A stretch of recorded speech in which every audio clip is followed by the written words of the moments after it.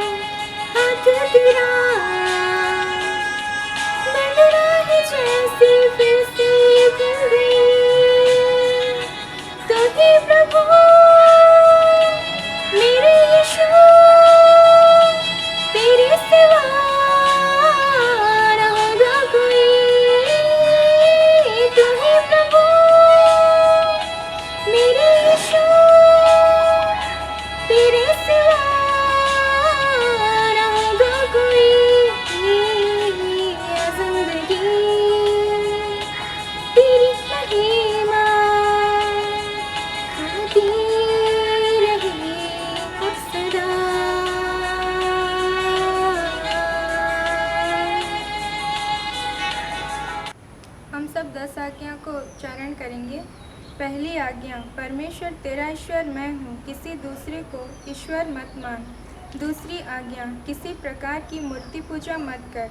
तीसरी आज्ञा, परमेश्वर अपने ईश्वर का नाम अकारत मत ले, क्योंकि ईश्वर उसको जो उसका नाम अकारत लेता है निर्दोषी ना ठहराएगा।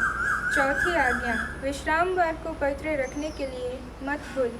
पांचवी आज्ञा, अपने माता पिता का आदर कर, जिससे तेरा भला हो और इस पृथ्वी पर तेरा जीवन अधिक हो। छठवीं आज्ञा, मनुष्य हत्या मत कर। सातवीं आज्ञा, व्यभिचार मत कर। आठवीं आज्ञा, चोरी मत कर। नवीं आज्ञा, अपने पड़ोसी पर झूठी साक्षी मत दे। 10वीं आज्ञा, अपने पड़ोसी के घर और उसके परिवार का लालच मत कर। आमीन।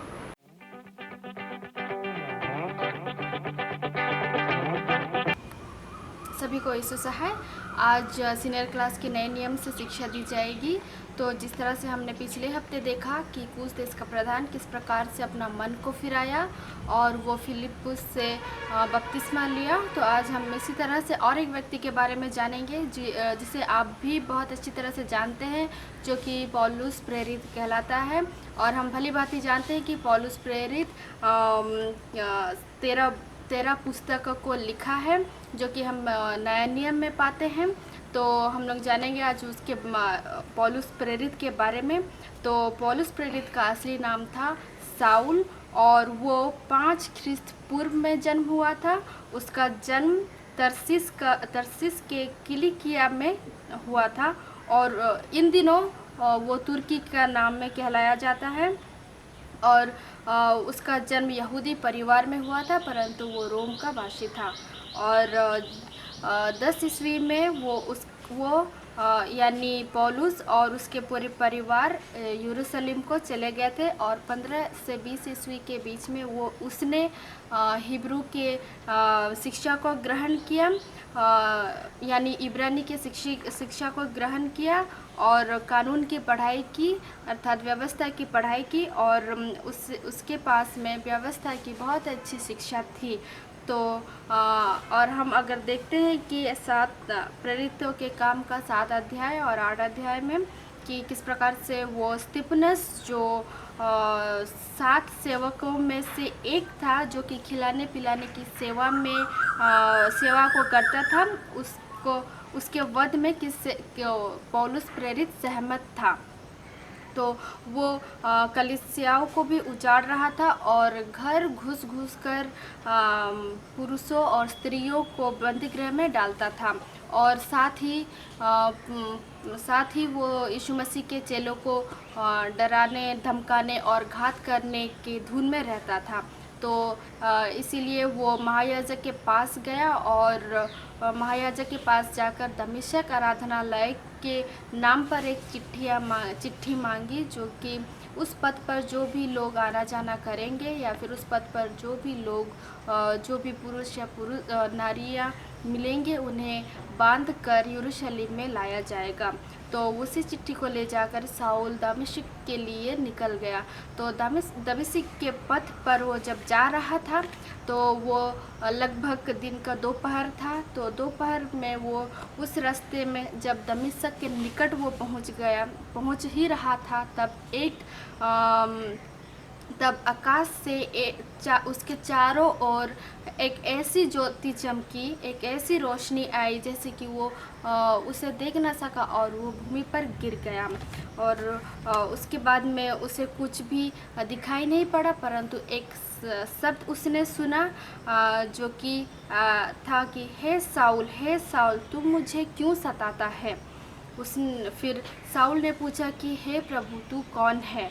तो वो जो उसे सुनता था वो शब्द कहता है, मैं यीशु हूँ जिसे तू सताता है, परंतु अब तू उठ और नगर को जा और जो भी तुझसे कहा जाएगा तुझे वो करना है। तो साउल के साथ में जो भी मनुष्य थे, उसके साथ में उसके जो साथी थे, उनको तो आवाज़ सुनाई देता था, परंतु उन्हें कुछ दिखाई नहीं देता था, इसलिए वो चुपचाप सुनते रह गए। और उन्होंने उस साउल को उठाया और उसे पकड़कर दमिश्क में ले गए। और साउल 3 दिन तक दमिश्क में ना कुछ खाया और ना कुछ पिया, और वो देख भी नहीं सकता था। तो ये जो हमने अभी देखा वो हम पाते हैं प्रेरितों के काम का 9 अध्याय का 1 से 9 पद तक। उसके बाद में हम आगे देखने को पाएंगे कि किस प्रकार से साउल अपनी आँखों की रोशनी को पाता है। तो वो हम पाएंगे प्रेरितों के काम का 9 अध्याय का 10 से लेके 19 पद तक। तो दमिश्क में एक चेला था जिसका नाम था हनन्याह। तो प्रभु ने दर्शन में हनन्याह को कहा कि हे हनन्याह, उठकर उस सीधी मार्ग में जा, और यहूदा के घर पर एक व्यक्ति है जिसका नाम साउल है, वो प्रार्थना कर रहा है। तो उसी तरह से साउल ने भी एक दर्शन देखा। उसने क्या दर्शन देखा कि हनन्याह नाम का एक व्यक्ति, जो कि वो आकर उसके सिर के ऊपर में जब हाथ रखेगा तो वो अपना रोशनी पाएगा। तो इसी प्रकार से दोनों ने एक ही दर्शन को देखा। तो जब हनन्याह ये दर्शन देखा तो वो चकित हो गया, आश्चर्यचकित हो गया, और प्रभु से कहने लगा कि ये तो वही व्यक्ति है, इसका नाम तो मैंने सुना है पहले, और ये वही व्यक्ति है जो याजकों को और प्रेरितों के ऊपर में उनको बंदी गृह में डालता था और उनके ऊपर में अत्याचार करता था और कलीसियाओं को उजाड़ रहा था। क्या ये वही व्यक्ति है जिससे तू कह रहा है कि मैं उसके पास जाऊं और उसके सिर में हाथ रखूं? तो प्रभु ने कहा कि प्रभु ने उससे कहा कि क्योंकि ये तो अन्य जातियों और राजाओं और इस्राएलियों के समान मेरा नाम प्रकट करने के लिए मेरा चुना हुआ पात्र है।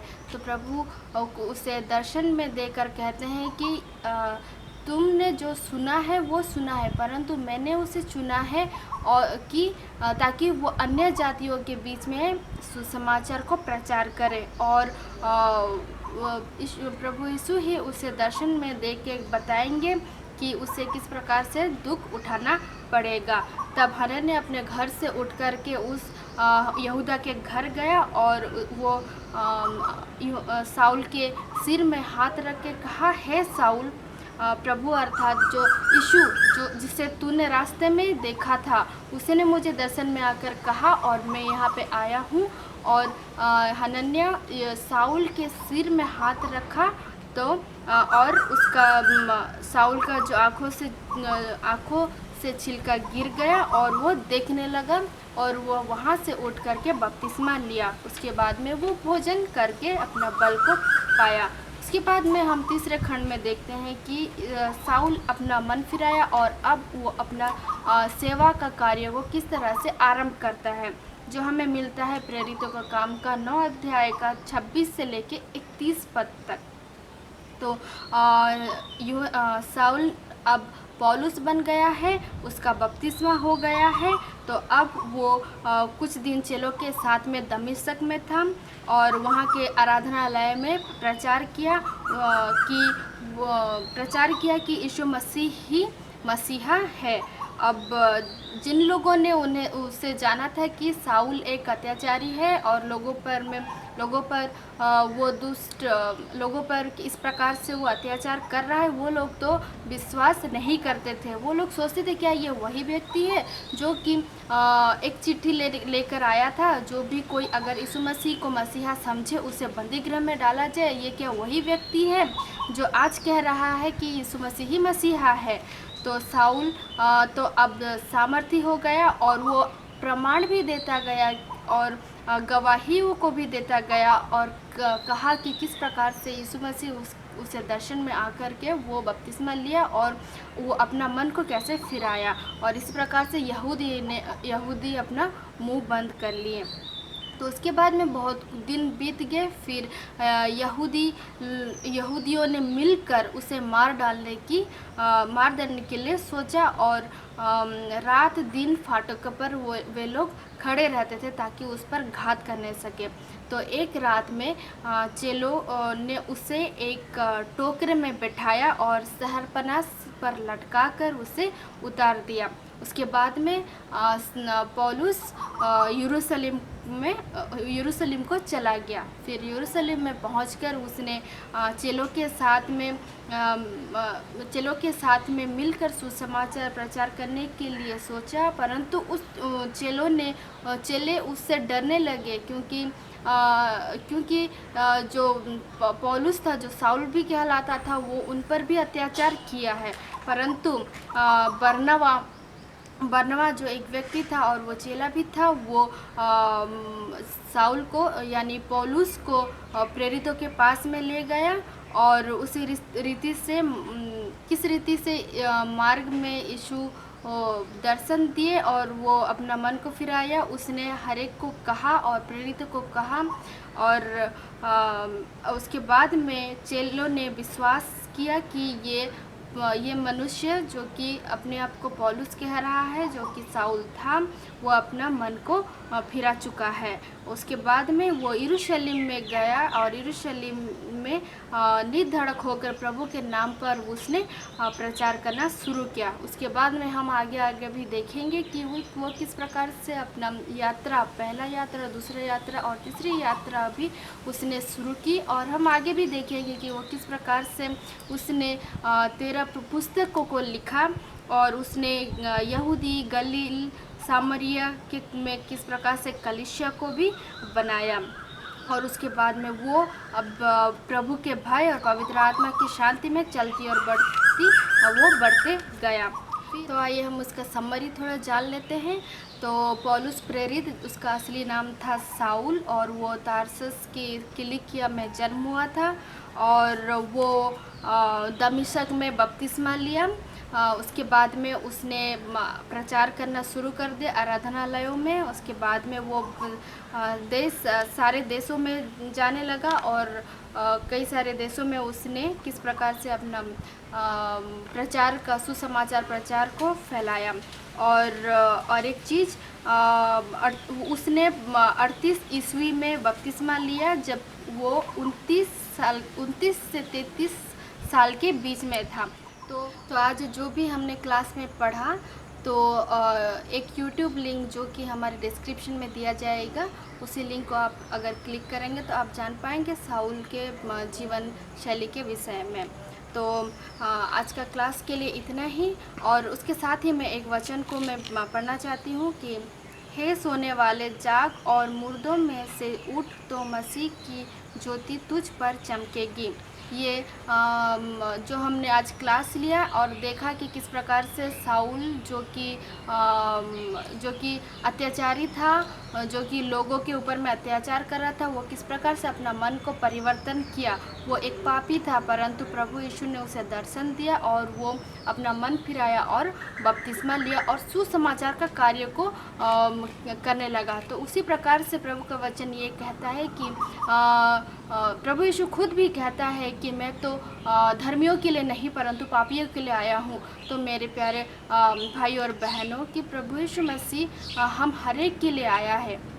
तो और एक वचन कहता है कि उसी ने हमें अंधकार के वश से छुड़ाकर अपने प्रिय पुत्र के राज्य में प्रवेश कराया, जिसे हमें छुटकारा अर्थात पापों की क्षमा प्राप्त होती है, जो कि लिखा गया है कुलुस्सी 1:13 से 14 पद तक।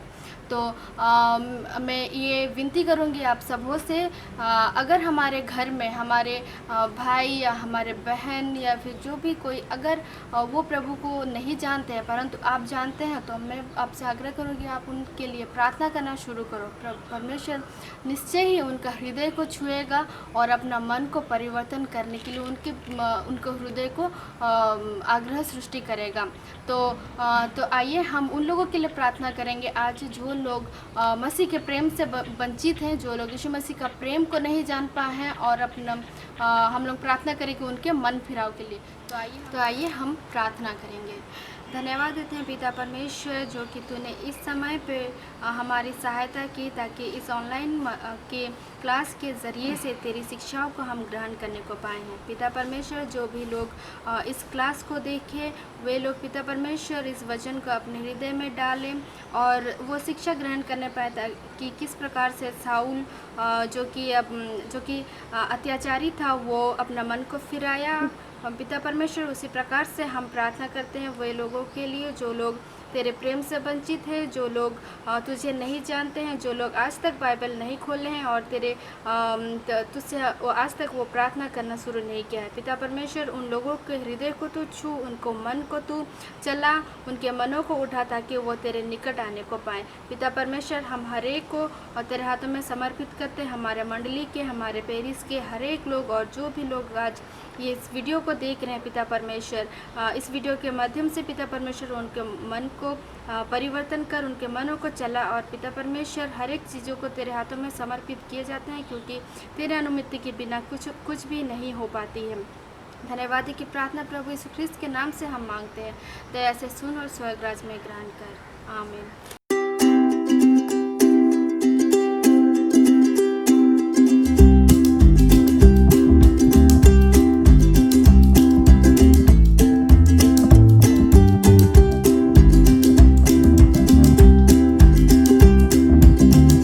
आइए हम प्रार्थना करें।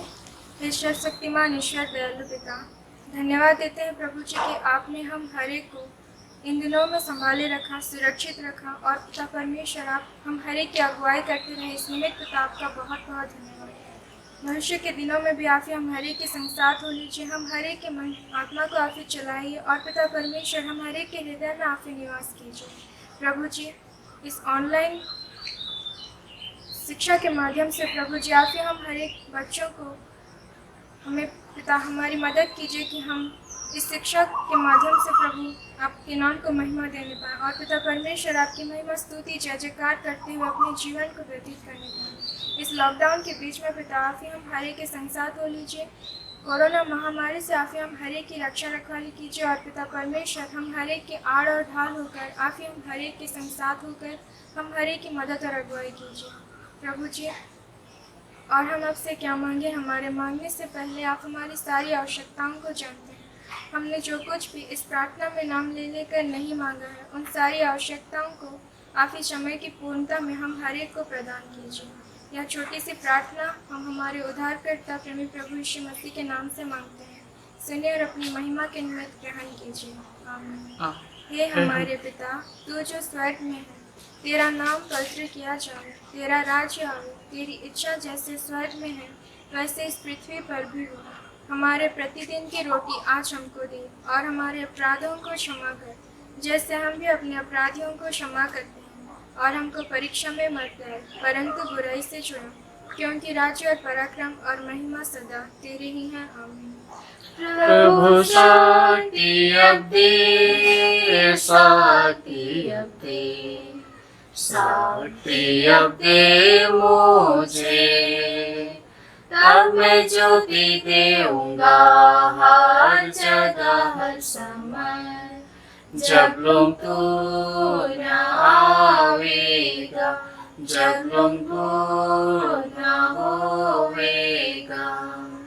प्रभु शक्ति अब दे, शक्ति अब दे, शक्ति अब दे मुझे, तब मैं ज्योति देऊंगा हर जगह हर समय। जब लोग तू न आवेगा, जब लोग न होवेगा। और हमारे प्रभु यीशु ख्रिस्त की दया, ईश्वर का प्रेम और पवित्र आत्मा का मेल हम सबों के साथ रहे। आमीन।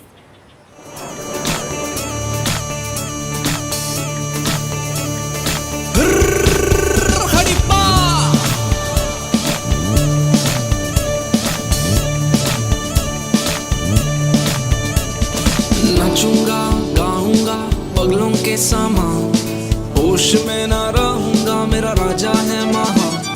नाचूंगा गाऊंगा पगलों के समान, होश में ना रहूंगा, मेरा राजा है महान। नाचूंगा खो के अपना स्वाभिमान, अरे लोग कहें इस मूर्खता पर गाऊंगा, मेरा राजा है